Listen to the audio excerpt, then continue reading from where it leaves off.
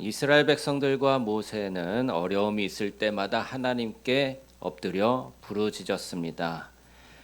그러나 그들의 행동이 항상 같았던 것은 아니에요. 모세와 백성들의 태도에는 분명한 차이가 있었습니다.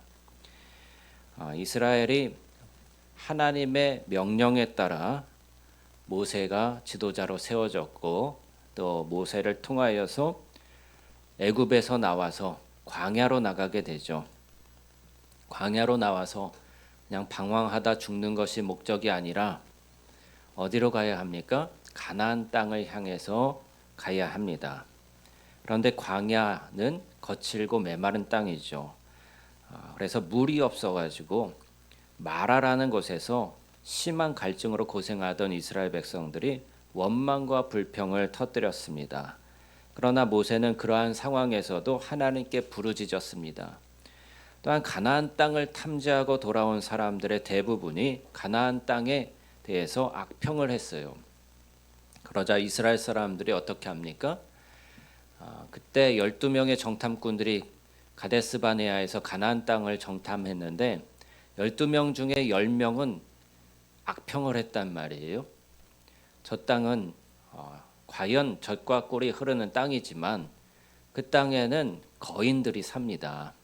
그래서 그들에 비하면 우리들은 무엇과 같다고 했습니까? 메뚜기와 같다. 그럼 메뚜기 잡아보셨어요? 네. 메뚜기가 우리 인간에 비하면 얼마나 작습니까? 얼마나 미물에 불과합니까? 그냥 발로 짓이겨 버리면 죽을 수밖에 없잖아요. 그리고 손으로 잡아도 그 소나기에서 빠져나가지 못하잖아요. 근데 이스라엘 백성들이 자의식이 얼마나 쪼그라들었는지 저 가나안 땅의 거인들에 비하면 우리는 메뚜기에 불과합니다. 그냥 한 손에 잡혀 죽을 수밖에 없습니다라고 불평을 했던 거예요. 근데 그 중에서도 믿음이 있었던 여호수아와 갈렙은 하나님이 주신 땅이니까 저들은 우리의 밥이다. 우리가 들어가서 차지하자라고 이야기했던 것입니다. 믿음에 따라서 얼마나 큰 차이가 있는지 몰라요. 자기 자신을 생각하는 것이 하나님의 약속의 말씀, 하나님의 그러한 약속에 근거해서 자기 자신을 바라보면은 저 거인일지라도 우리의 밥이다라고 얘기할 수 있지만 하나님의 약속의 말씀을 믿지 않는 사람들은 저 사람들에 비하면 우리는 메뚜기에 불과하다라고 불평할 수밖에 없었던 것이죠. 그럴 때 이스라엘의 이 수많은 백성들이 누구 말을 들었을까요? 10명의 말을 들었을까요? 2명의 말을 들었을까요? 네, 10명의 말을 듣고 다 함께 원망하고 불평하면서 그 화살을 모세에게 돌렸던 거예요. 왜 우리를 애굽에서 나와서 애굽에 매장지가 없어서 이 광야에 나와서 죽게 하느냐? 이제라도 다시 애굽으로 돌아가자라고 아우성을 쳤습니다. 그러자 모세와 아론이 어떻게 합니까? 하나님 앞에 엎드리는 거예요. 엎드리는 것은 부르짖는 기도의 전형적인 모습입니다. 이제 모세는 분노한 백성들 앞에서 오직 하나님께 호소하고 아뢰 수밖에 없다고 생각했던 거예요. 문제가 생길 때마다 부르짖어 기도하는 사람이 있습니다. 또한 문제가 생길 때마다 원망하고 불평하는 사람도 있죠. 이것이 모세와 이스라엘 백성들의 결정적인 차이였던 거예요. 하나님을 의지하는 사람은 부르짖어 기도합니다. 그러나 믿음이 부족하거나 연약한 이들은 상황이 좋으면 찬양하고 감사를 하지만 상황이 조금만 어려워지면 원망하고 불평을 해요. 이것이 모세와 백성들의 차이였던 거예요. 여러분들은 상황이 어렵더라도 부르짖어 기도하고 하나님을 의지하시는 믿음의 사람들 다 되시기를 축복합니다. 우리는 여기서 분명한 원리를 하나 발견할 수 있습니다. 즉 하나님께 부르짖는 이들은 원망하지 않는다라는 거예요. 또 부르짖지 아니하는 자들은 원망한다라는 것입니다. 푸념하고 원망하며 항상 다른 사람들에게 책임을 전가하는 삶을 사는 이들이 있습니다. 그들은 고민하고 괴로워하긴 하지만 그 짐을 가지고 하나님께 나아가진 않는다는 거예요. 그러므로 항상 괴로운 가운데 머물러 있을 수밖에 없는 것이죠. 하나님께 부르짖어 자신의 모든 짐을 맡기지 않는 이들은 항상 걱정 근심이 많습니다. 온갖 사소한 문제들에 대해서도 근심이 끊이지 않습니다. 원망하고 불평한다는 것은 무슨 뜻일까요? 내 삶에 대해서 내게는 책임이 없고 다른 사람에게 책임이 있다고 책임을 떠넘기는 것이죠. 자기 자신의 삶을 자기가 책임지지 않는 것이죠. 책임지는 사람은 이 문제를 해결하게 해달라고 하나님께 부르짖는 거예요. 자기의 인생을 자기가 살아가는 것입니다. 그런데 책임지려고 하지 않는 사람은 이 상황에 대해서 하나님께 의지하지도 않고 다른 사람을 원망하고 불평하고 하나님을 탓하고 이러한 모습들을 보이게 되는 것인데, 이것이 바로 원죄입니다. 여러분, 원죄는 아담과 하와가 지은 죄지잖아요. 아담과 하와가 선악과를 따먹어서 하나님이 그들을 찾으셨을 때에 어떻게 대답합니까? 하나님이 주신 여자가 나에게 이 선악과를 주어서 내가 먹었습니다 하고 하나님과 동시에 자기의 아내를 탓하는 것을 보였습니다. 또 하와는 어떻게 했어요? 이 뱀이 나를 꼬드겨 가지고 내가 먹을 수밖에 없었습니다 라고 또 탓을 하는 거예요. 탓하는 것이 이 원죄의 모습인데, 우리의 생활 속에서는 이런 모습이 없는가 한번 돌아보길 원하는 거예요. 상황이 어려울 때, 힘들 때, 난처할 때, 고통스러울 때 우리는 남을 탓하고 환경 탓하고 하나님 탓하고, 그럼 아담과 하와의 그 원죄의 본성, 그 근성을 아직 벗어버리지 못하고 있는 내 모습이구나라고 깨닫게 되는 거예요. 어떻게 해야 합니까? 아담과 하와는 엎드렸어야죠. 하나님께 엎드려서 회개하고 돌이켜야 됐었던 것이죠. 하나님께 부르짖어서 하나님 이러한 곤란한 상황을 벗어나게 해주십시오. 도와주십시오. 이렇게 기도했어야 하는 것이죠. 여러분, 우리도 비슷한 상황을 맞이할 때, 우리가 범죄했을 때 엎드려 기도해야 할 줄 믿습니다. 상황 탓하고 남 탓하는 것은 아무런 문제 해결이 될 수가 없는 것입니다. 어떻게 하면 우리는 하나님께 우리의 문제를 맡길 수 있을까요? 사람들은 자기 문제를 하나님께 기도하며 이야기합니다. 하지만 기도를 마치고 나면 자기 문제와 짐이 과연 하나님께로 제대로 옮겨진 것인지 아닌지, 여전히 문제가 자기에게 남아있는 것인지 잘 알지를 못해요. 지금 기도 응답이 오고 있는 것인지 가고 있는 것인지, 자기 기도가 하나님께 접수되었는지 안 되었는지 잘 알지 못합니다. 그러면 우리는 어떻게 하나님께 맡길 수 있습니까? 우리의 문제를 어떻게 하나님의 천국 법정에 확실히 접수시킬 수 있겠습니까? 그것은 간단한데 부르짖는 것입니다. 부르짖어서 자신의 문제를 하늘에 접수시킨 사람은 자기 문제가 접수되었는지 아닌지 알 수 있어요.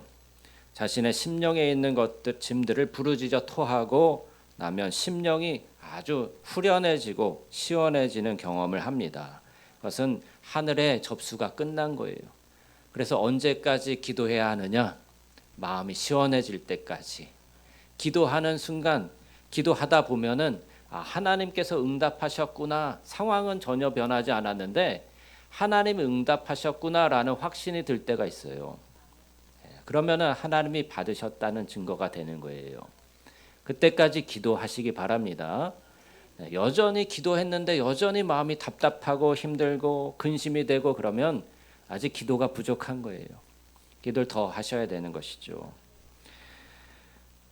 부르짖어서 자신의 문제를 하늘에 접수시킨 사람은 그렇게 마음이 시원해지면서 확신을 갖게 되고요. 또 상황이 변하지 않았다고 하더라도 이미 하나님이 응답해 주셨음을 확인하고 확신하고 평안한 가운데 돌아갈 수가 있습니다. 우리 사무엘상의 1장에 보면 한나가 그러지 않았습니까? 한나가 그 제단에 가서 하나님께 기도할 때 엘리 제사장이 낮술이 취해 가지고 이렇게 주절거리고 있느냐 하니까 저는 낮술이 취한 것이 아니라 하나님께 내 심정을 토한 것뿐입니다. 그랬더니 그제서야 엘리 제사장이 알아듣고서 여호와께서 내 기도를 들으시기를 원하노라 하니까 한나가 어떻게 합니까? 그 다음부터 근심빛이 사라지고 마음 편하게 돌아가 가지고 자기 할 일을 했던 거예요. 하나님께 접수되었다는 것을 확인하고 확신하고서 돌아갔지 않습니까? 그리고 나서 정말로 사무엘이라는 아들을 낳습니다. 그리고 그 사무엘을 약속대로 하나님께 드리지 않습니까? 부르짖는 기도. 한나는 소리를 크게 내진 않았지만 심령으로 부르짖어 기도했던 거예요. 여러분, 목소리가 안 나온다고 해서 부르짖지 못하는 것이 아닙니다. 목이 아프신 분들도 있으시죠? 그렇지만 심령을 토하듯이 기도하는 그 기도는 누구든지 할 수 있어요.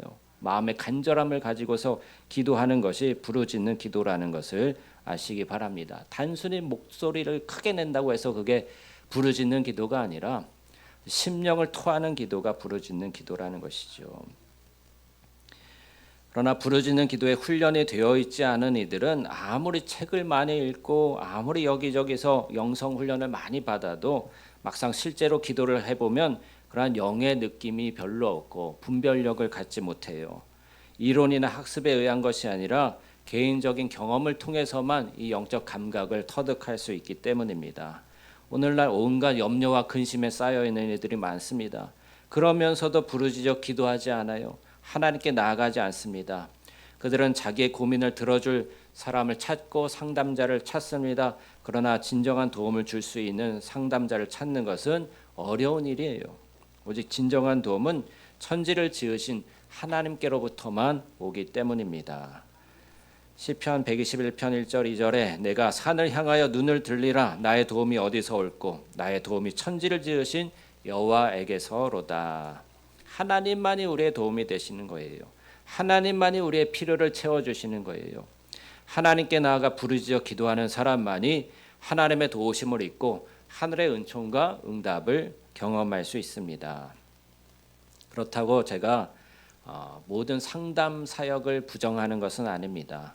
하나님께 부르짖어 기도하고 나서 그 응답으로 상담을 받도록 인도하실 수 있는 거예요. 그럴 때는 부르짖음의 응답을 받았으니까 순종함으로 상담을 받아야 합니다. 그러나 어떤 문제가 있을 때 먼저 하나님께 부르짖어 기도하고 응답을 받은 다음에 그 순종으로 행하는 것이 순서라고 말씀을 드립니다. 그러나 당사자에게 이것은 쉽지 않은 일이죠. 머리로는 알지만 마음속에 계속적으로 근심의 생각이 꼬리에 꼬리를 물듯이 떠오르기 때문입니다. 성경 속의 사람들도 앞서간 믿음의 선배들도 항상 같은 문제에 부딪혔어요. 예를 들어 아브라함이 하나님의 말씀을 따라 가나안 땅에 갔는데 거기에 기근이 있었습니다. 어떻게 하시겠습니까? 하나님의 말씀대로 순종하자니 굶어 죽을 것 같아요. 떠나자니 마음이 찝찝합니다. 이것이 주님을 따르고 있는 사람들의 현실적인 문제라는 거예요. 믿음으로 출발했는데 현실이 녹록치 않아요. 몸이 아프기도 하고 또 사랑하는 사람과 이별하기도 하고 또 재정적인 문제를 겪기도 하고 여러 가지 현실의 어려움들이 있지 않습니까? 사람들은 흔히 하나님께 순종하면 잘 된다고 생각하지만 그렇게 간단한 문제가 아니라는 거예요. 일시적으로는 더 복잡해지고 어려워질 때가 있습니다. 순종으로 인한 복이란 그러한 고뇌와 갈등과 전쟁이 있을 때 물러서지 않고 기도와 믿음으로 치열하게 싸워서 승리했을 때 이루어지는 것이지 가만히 있는다고 알아서 이루어지는 것이 아닙니다. 이스라엘이 왜 애굽에 가서 살다가 나중에 나오느라고 그 고생을 했어요? 그것은 기근이 오자 먹고 살겠다고 약속의 땅이 아닌 애굽으로 들어갔기 때문입니다. 그들의 가족인 요셉이 총리인이 대우도 좋은 편이고 문물도 많이 발달되어서 살기 좋으니까 거기에서 자리를 잡아버린 것이죠. 그런 식으로 타협하고 대충 사는 것이 편리할 때도 있습니다. 하지만 그것은 그때뿐이고 나중에는 시간이 흐르고 나면 그만큼의 대가를 치러야 하는 거예요. 430년의 노예 생활의 대가가 이루어졌었고 그때 또 나오기 위해서 하나님의 놀라운 그러한 기적들이 있었지만 수많은 그러한 고뇌와 또한 어려움들을 겪어야 했던 것입니다. 여러분, 이러한 문제들은 우리가 살아가는 동안 평생 우리를 따라다니죠. 여기서 우리는 어떻게 반응해야 할까요? 걱정하고 근심하고 고민하고 원망하면서 푸념을 하면서 인생을 낭비할 수도 있어요. 그러나 또 다른 방법으로 하늘을 여는 방법, 즉 부르짖어 기도하는 방법으로 문제를 돌파해 나갈 수도 있는 것입니다. 여러분 인생의 문제들을 하나하나 부르짖어 기도함으로 돌파해 나가시기를 축복합니다. 몸이 아픈 문제도 기도함으로써 돌파해 나가시기 바랍니다. 이스라엘의 홍해에 막혔을 때 그들의 뒤에서는 애굽의 군대가 쫓아오고 있었고 앞에는 홍해가 있었잖아요. 사방에는 산맥으로 가로막혀 있었습니다. 누가 보아도 살아날 길이 보이지 않았어요. 그러나 그들이 하나님께 부르짖었을 때 하늘이 열리고 응답이 떨어졌으며 그들은 새로운 자유와 승리와 은총을 경험하게 되었습니다. 우리의 해결책이 바로 이와 같은 거예요. 부르짖어서 천지를 지으신 하나님의 도우심을 경험하는 것입니다.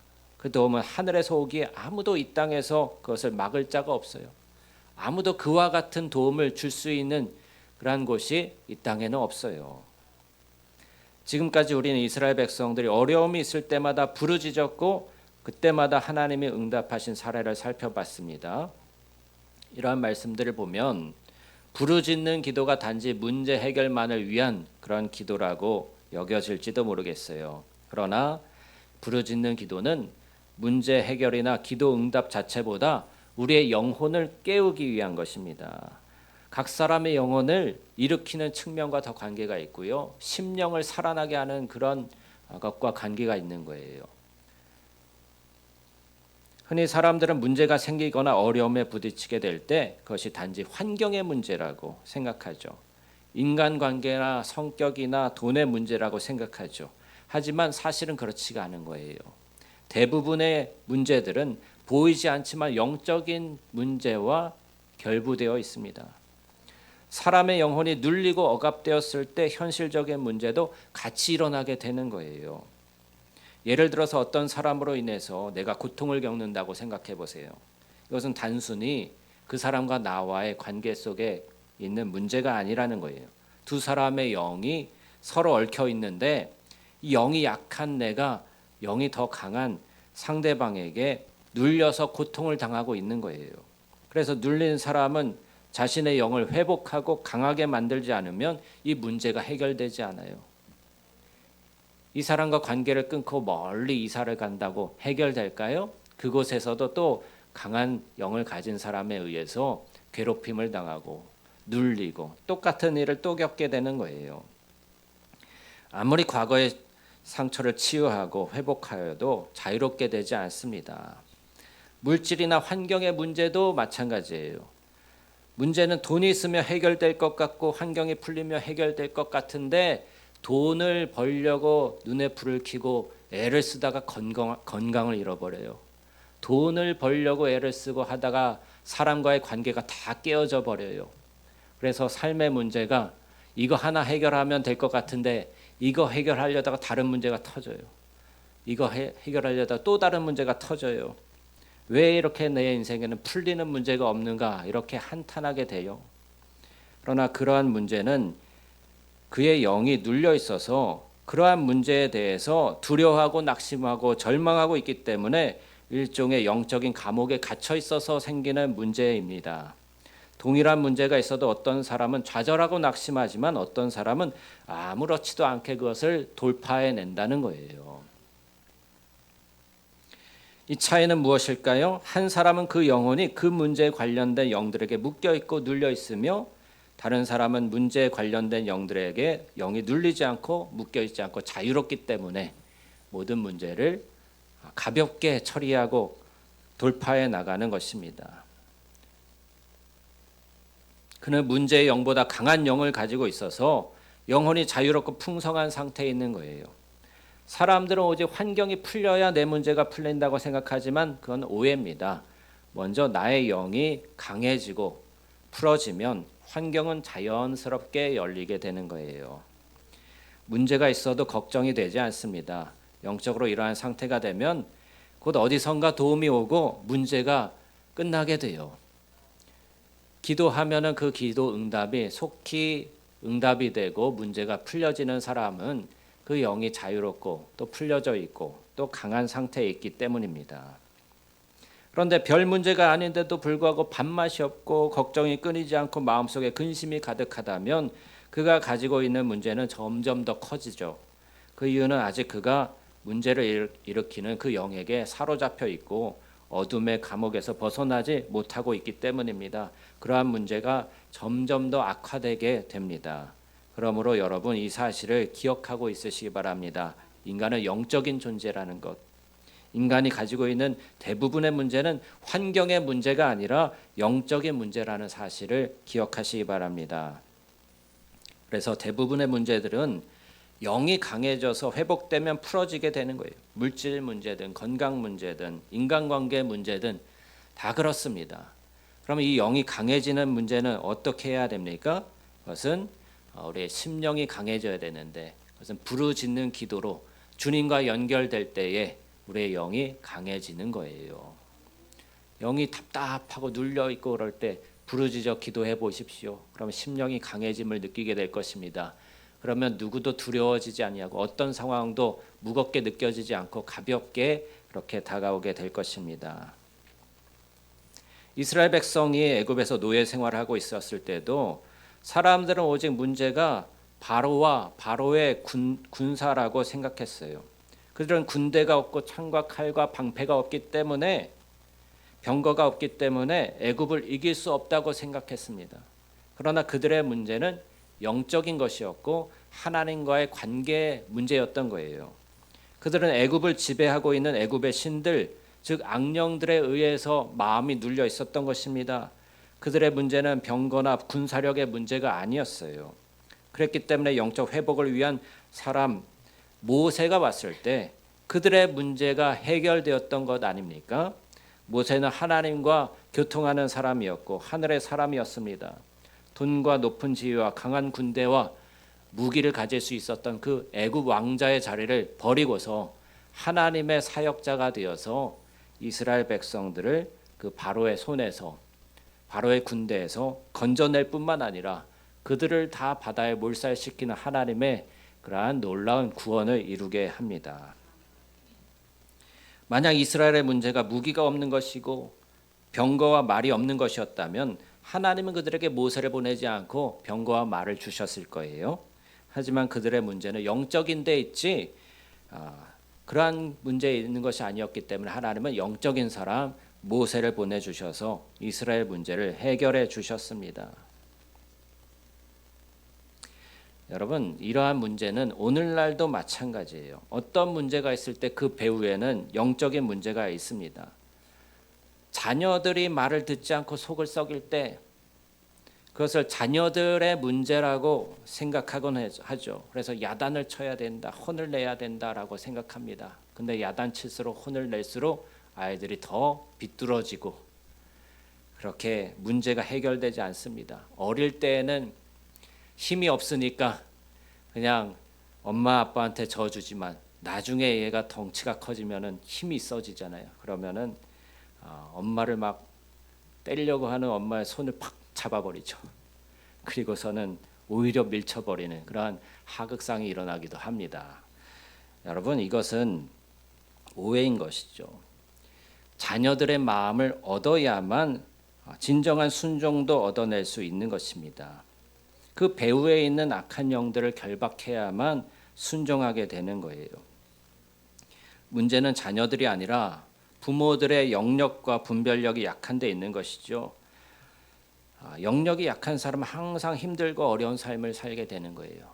기도하고 부르짖어서 여러분의 심령을 강하게 만드시기를 바랍니다. 보이는 것은 근원적인 것이 아니라 보이지 않는 것이 본질적인 것이다라는 것을 기억하십시오. 그래서 보이지 않는 환경의 문제에 매달리시기보다 영적인 문제라는 것을 깨달아서 영적으로 강해지시고 주님과 교통하시고 주님 안에서 우리의 영이 자유롭게 풀어지도록 그렇게 부르짖는 기도를 하시기를 바랍니다. 부르짖는 기도는 현실의 문제를 해결하기 전에 심령 세계의 문을 여는 거예요. 신약 성경에 보면 70인이 기뻐하며 돌아와 이르되 주여 주의 이름으로 귀신들도 우리에게 항복하더이다. 예수께서 이르시되 사탄이 하늘로부터 번개같이 떨어지는 것을 내가 보았노라 말씀하셨어요. 제자들이 귀신을 쫓아내며 귀신들이 항복하고 나간 것을 기뻐하면서 주님께 보고할 때 주님께서는 땅에서 그러한 승리가 있기 전에 하늘에서 악한 영들이 세력이 떨어지는 것을 보았다고 말씀하셨습니다. 이처럼 승리는 땅에서 일어나기 전에 먼저 하늘에서 영적인 세계에서 이루어지는 것입니다. 환경은 아직도 답답하지만 부르짖어 기도할 때 이상하게 가슴이 시원해지고 기쁨과 후련함이 임할 때가 있어요. 또 상황은 열악해서 내 사랑하는 가족이 세상을 떠나게 되더라도 하나님께 기도했을 때 말할 수 없는 평강으로 하나님이 위로해 주시는 경험을 하기도 하는 것입니다. 그래서 영적인 세계에서 문제가 해결되기 때문에 일어나는 것이죠. 그러므로 부르짖는 기도는 영감의 시작이고 능력의 시작이고 분별의 시작입니다. 부르짖어 기도함으로써 하늘의 능력을 받는 여러분들 되시기 바랍니다. 원망하고 불평하는 입술을 멈추시기 바랍니다. 그리고서 여러분 부르짖어 기도해서 이 삶을 자기의 것으로 가져와서 하나님께 내어놓고 이 삶의 모든 책임들은 나에게 있다. 내 개인의 삶이다라는 것을 인정하시고 그렇게 살아가시기를 축복합니다. 함께 기도하겠습니다.